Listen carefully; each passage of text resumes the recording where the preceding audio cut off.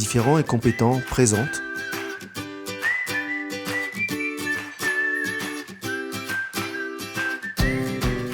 la RAE, la reconnaissance des acquis de l'expérience.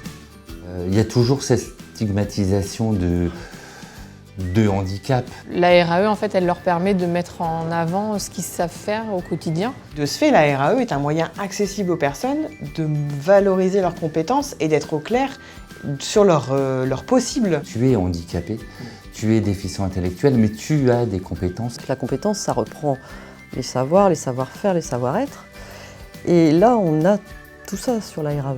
À travers ce dispositif, une valeur qui est forte, qui est la valorisation de la personne à travers ce qu'elle sait faire et non pas uniquement ce qu'elle ne sait pas faire. Et on peut en attester de cette façon-là, de manière très officielle, Éducation nationale, ministère de l'Agriculture. Ça leur permet de s'ouvrir sur l'extérieur, de gagner en autonomie. Et puis c'est aussi faire un lien avec un dispositif qui est à la disposition des travailleurs ordinaires, c'est-à-dire la formation tout au long de sa vie. Étape 1, s'engager dans la RAE. S'engager dans la RAE, c'est d'abord une décision personnelle. Mon prof, comme ici je travaillais bien en espace vert, tout ça, j'ai progressé, tout. Mon prof, il m'a proposé, il m'a dit, il m'a pas obligé en fait, mais il m'a dit, je te verrais bien faire la RAE. Est-ce que tu sais finalement réellement tout ce que tu sais faire? Parce que si on les liste ensemble, est-ce que ça t'intéresserait de le savoir? Je fais des informations directement aux travailleurs de ce que c'est que la RAE. La constitution du dossier, comment va se faire l'accompagnement. Et donc là, ça déclenche un peu un intérêt. Et à partir de là, je leur demande s'ils sont intéressés pour reconnaître leurs compétences. Ensuite, on est parti sur la base du volontariat. Ça m'a bien plu cette idée de présenter mon travail à tout le monde. Avec Isabelle, la monitrice d'atelier, m'a proposé de passer la RAE parce que j'ai des compétences et je voulais faire montrer aussi mes qualités. Voilà. Il m'a dit, il y a du boulot, il y a des affaires à faire. Du coup, moi, j'ai pas cherché à comprendre, j'ai dit, ouais, je fonce direct, quoi. Je dis, pourquoi pas.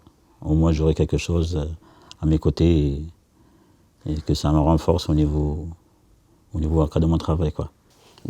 Comme j'ai pas eu mes diplômes à 100%, j'ai voulu valider un peu plus, quoi, pour avoir une reconnaissance. Je veux quelque chose que j'ai jamais eu de ma vie, de l'école et tout, donc c'est ça en fait. Un petit truc, dire ouais, tu vois, je sais quand même faire des choses, je suis peut-être comme ça, je suis peut-être pas lire ni écrire, mais je sais faire des choses moi-même, quoi, en fait. La RAE, c'est aussi un engagement de l'établissement. On engage les associations dans une démarche apprenante, puisque à travers la RAE, il faut que les encadrants et les directeurs des AT soient formés à ce dispositif. Le directeur s'engage à donner les moyens, à favoriser, je dirais, le travail d'immunitaire du travailleur pour leur dégager du temps. En fait, on fait 2 jours de formation par mois. On apprend un peu ce que c'est déjà dit la RAE. Et différentes façons de monter les dossiers, s'approprier le référentiel de compétences. Après, je pense que c'est plus une réflexion sur notre travail de tous les jours.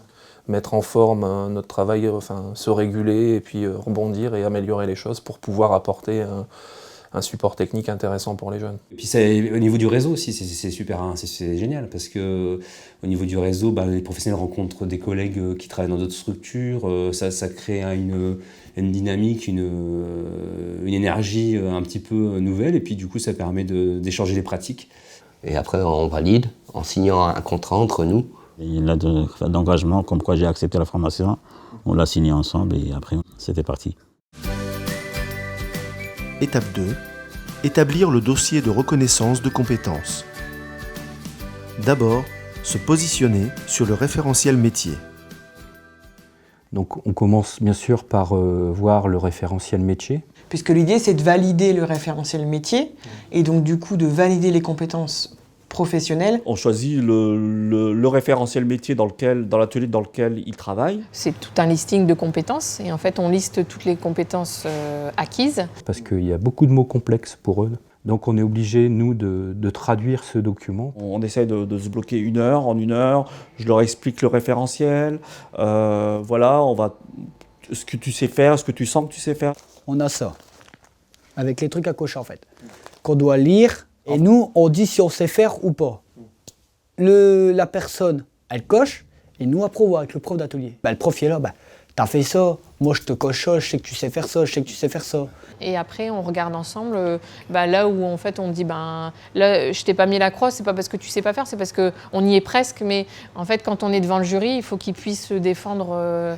Parce que si on met une croix pour mettre une croix, ça n'a pas d'intérêt. Déjà, rien qu'à voir ça, puis quand t'as coché ça, tu vois que tu te dis, j'ai quand même avancé, quoi.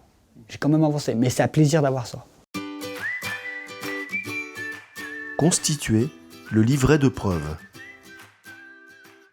Donc ensuite, on monte le dossier de preuve. Donc là, le dossier de preuve, c'est plus l'usager qui va le rédiger, avec l'aide bien sûr de l'accompagnant RAE. Ça a été un mercredi sur 2 en fait. On a rempli le dossier, on a fait 10 pages de compétences à remplir, et après c'était une page à compléter. Donc en fait, c'est tout un listing de questions. Donc on présente le LESAT. Et après, j'ai fait chez moi en brouillon, qu'est-ce que je sais faire. Ce que j'ai l'habitude de faire, est-ce que je prends les initiatives tout seul? Est-ce que j'exécute bien les tâches? Donc là, il explique en détail. S'ils veulent ajouter des photos, on ajoute des photos. Et en fait, moi, je pars du principe, je ne mets dans le dossier que ce qu'ils veulent. Et après, ce qui va valider, je vais dire, une grande partie du référentiel métier, c'est la tâche de travail qu'il effectue. Elle dépouille sa tâche entièrement. Depuis le matin, je pars jusqu'à l'accomplissement de la tâche. Donc là, c'est là où la personne dit j'ai besoin de tel outillage, j'ai besoin de telle fourniture, j'ai besoin d'être à tel endroit. On leur laisse le choix de la tâche parce que c'est aussi une tâche dans laquelle ils sont plus à l'aise. Donc s'ils sont plus à l'aise, forcément, ça sera plus facile de s'exprimer, de l'expliquer. La tonte. J'ai préféré prendre la tonte. Parce que j'ai la machine que j'utilise le plus, c'est le mieux. Ma compétence, c'est le marquage. Du coup, j'ai essayé de faire en sorte que c'est pour le marquage. C'est de valider quelque chose que vraiment je fais spécialement, donc réchamplir. Moi, j'ai choisi ce thème-là. Et donc ensuite, on passe aux perspectives. On fixe une ou deux perspectives qu'on note sur le dossier pour le jury. Ça peut aussi impacter sa vie personnelle. Enfin, la mise en perspective peut par exemple déboucher, tiens, ce serait intéressant que tu démarres par exemple une démarche permis de conduire ou des choses comme ça. Donc ça peut impacter la vie personnelle. Enfin, c'est pas cloisonné du tout, quoi. C'est pas cloisonné sur le travail, le poste de travail, etc. Parfois ça peut l'être. Bon, mais on essaie d'élargir un petit peu ces affaires-là.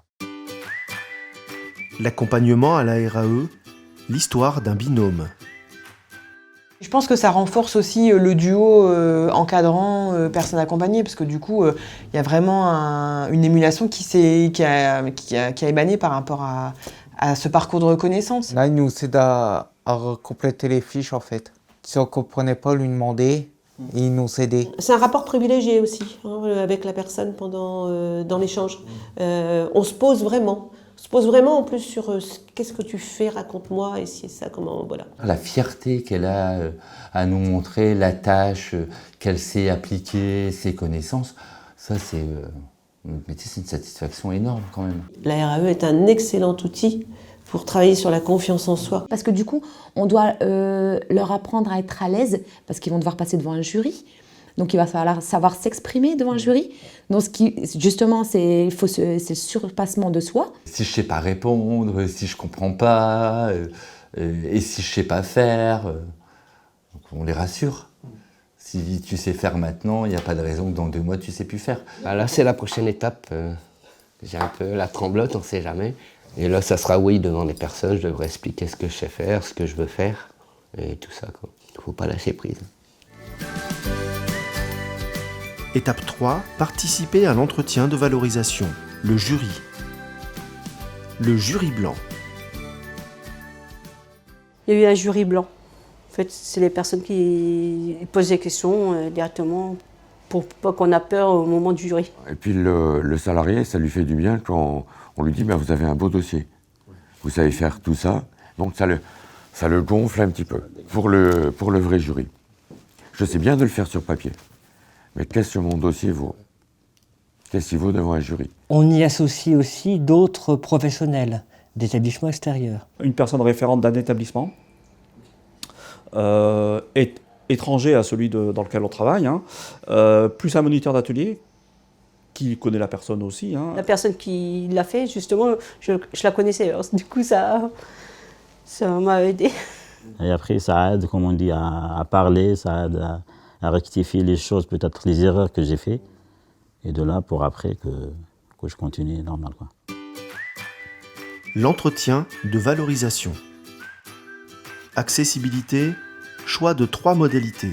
Jury interne, jury externe avec stage. Il y a trois jurys. Le jury interne. Donc le jury se déplace sur le lieu de travail de la personne et la personne va montrer ce qu'elle fait. Le challenge, c'était de passer un jury interne, mais à l'extérieur, chez le client. Dans le jury interne, le jury est composé du directeur de l'ESAT, du moniteur accompagnant, d'un moniteur qui vient attester des gestes aussi de la personne, et bien sûr du client qui est sur place pour attester aussi des bons gestes demandés. Combien tu mets de sachets, Jamel? Donc ça s'adresse plus à des gens qui ont des difficultés d'élocution ou des personnes qui ne parlent pas. Nos titulaires font déjà des validations d'acquis. C'est juste pas les mêmes validations d'acquis, mais ils font exactement la même chose au final. C'est juste que c'est mis à leurs propres moyens à eux. Ok.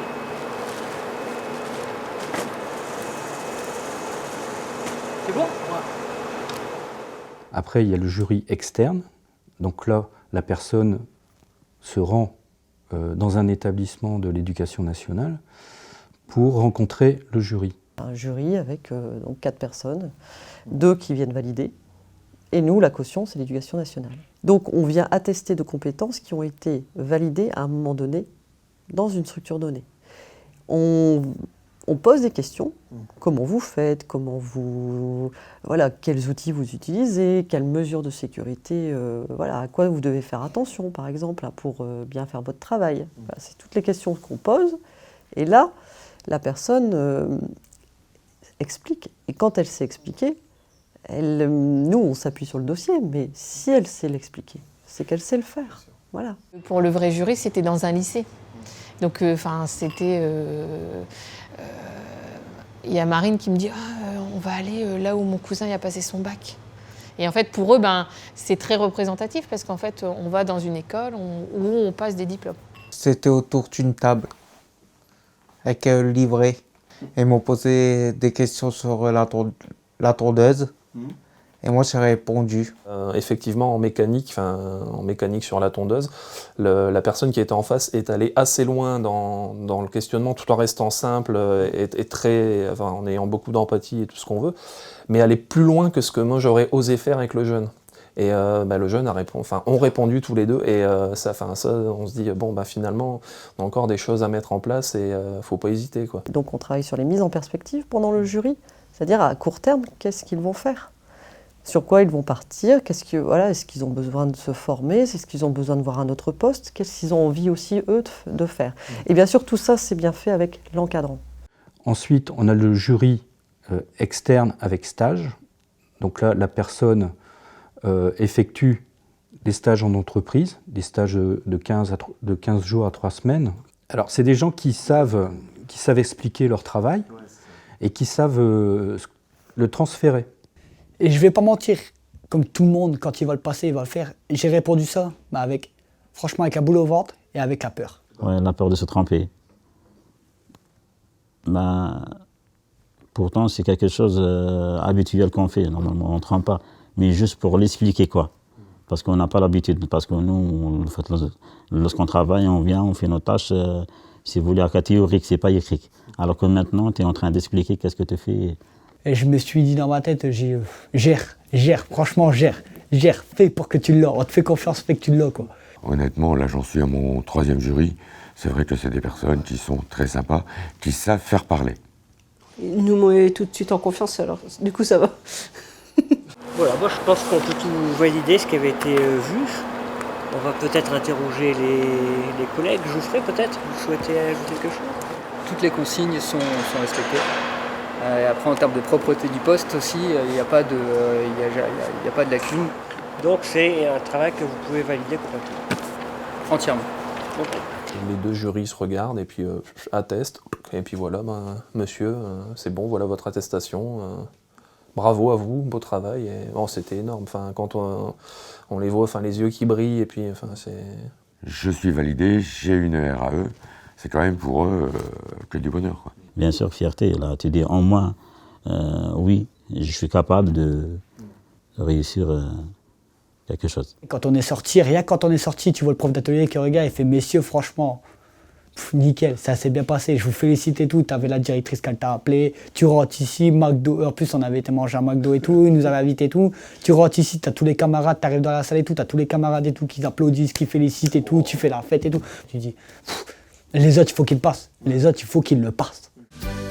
Étape 4, la cérémonie de remise de l'attestation.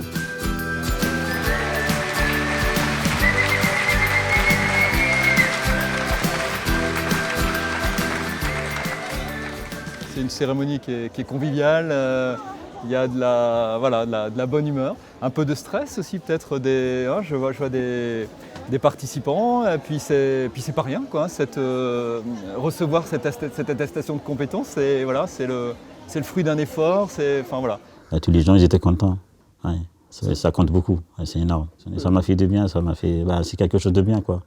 Ouais, on peut pas l'estimer, mais ouais. Le plus mot qui m'a stressé, c'est de monter sur scène, quoi. Monter sur scène devant tout le monde. Un petit peu stressée, mais non, très très bien. Non, j'étais contente. Avec le sourire, très fière. Cette cérémonie, ce moment, et j'ai vu à quel point c'est important pour eux.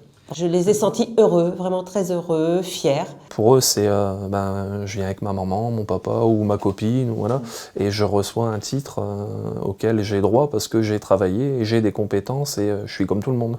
C'est émouvant. C'est émouvant. Il y a beaucoup d'émotions et là on comprend à quel point pour ces personnes une reconnaissance est importante, de leur valeur. Alors, ce diplôme, vous allez le mettre où, vous? Dans ma chambre. Dans la chambre? Au mur? Au mur, oui. Vous l'attendiez, ce diplôme? Oui, absolument même. Vendredi prochain, on va faire un petit pot pour réunir tous leurs collègues, pour montrer ce qu'ils ont eu, leur fierté en tout cas, et pour inciter peut-être aussi d'autres personnes à le faire. Il y en a 5 d'inscrits pour la suite, mais on aimerait qu'il y en ait beaucoup plus. Courant 2018, nous pensons réunir 50 établissements adhérents, soit plus de 4000 lauréats potentiels. Vous vous rendez compte? Ça en fait des belles cérémonies en perspective. Formidable. C'est par là. Ça va? Merci beaucoup. Et ils vous ont pas entendu? Merci beaucoup. C'est nous qui vous remercions. Bravo à vous. Bonne chance. Je voulais aussi rajouter une chose, ce qui est important, c'est la mise en perspective, c'est-à-dire qu'il y a aussi une suite à donner. Donc ça, c'est très important parce que ça permet, par exemple, d'approfondir des compétences que vous avez. On n'est jamais opérationnel à 100%, il y a toujours des choses à perfectionner. C'est vrai que quand on a un certificat, du coup, on a déjà prouvé quelque chose et du coup, ça donne un peu des ailes pour la suite, quoi. Je suis d'accord, oui. Étape 5, la mise en perspective. Et maintenant, qu'est-ce que je fais avec tout ça? Donc l'idée, c'est de travailler sur les mises en perspective qui sont en lien avec la professionnalisation, avec l'autonomie sociale, avec le développement personnel. L'objectif final, c'est toujours la montée en compétences de la personne. La salariée que j'ai passée le 16 février a demandé une formation sur les machines. Elle a pratiquement validé tout le référentiel des compétences, sauf les machines. Donc elle a demandé une formation machine. Moi, j'aimerais bien travailler dans les maisons de retraite, que j'aime bien ça. Repasser mon CAP entièrement. Travailler, continuer. Passer le CACES et m'inscrire au club de foot. Ça peut être aussi un apprentissage de la vie sociale, on va dire. c'est-à-dire la participation de la personne au sein de l'établissement. Les fonctions de délégué, les fonctions de responsable CVS, toutes ces choses-là. Donc ce qui est aussi intéressant, je trouve, c'est d'identifier toutes les compétences reconnues qui sont transférables dans notre contexte de travail. Développer un peu l'appétence, l'envie d'aller et de s'ouvrir sur autre chose. Travailler à l'extérieur, de changer de boulot et d'apprendre autre chose. Et je veux l'améliorer, le livret. Même que j'ai dit, moi, c'est peut-être mon truc, c'est peut-être espace vert, mais même s'il faut que je vende maçonnerie pour améliorer quelques trucs en maçonnerie, je le ferai. Je le ferai. Je le ferai. Un dispositif permanent. On entre dans la RAE et on peut y rester, on peut valider de plus en plus de compétences et on peut même changer de métier ou changer de discipline en tout cas pour continuer à valider et continuer à accumuler des capacités. Ça vient vraiment attester aussi à une étape dans la construction de leur parcours. J'avais dit que j'allais le réussir et au fond que moi, je l'ai fait. C'était une joie. Moi, ça prouvait que je pouvais arriver. On m'a toujours traité de bonne à rien, d'un seul coup, voilà, je suis au-dessus. Je regrette pas. Parce qu'en cours de route, je suis devenu papa. Je suis heureux. J'ai envie de réussir. Et je réussirai d'ailleurs.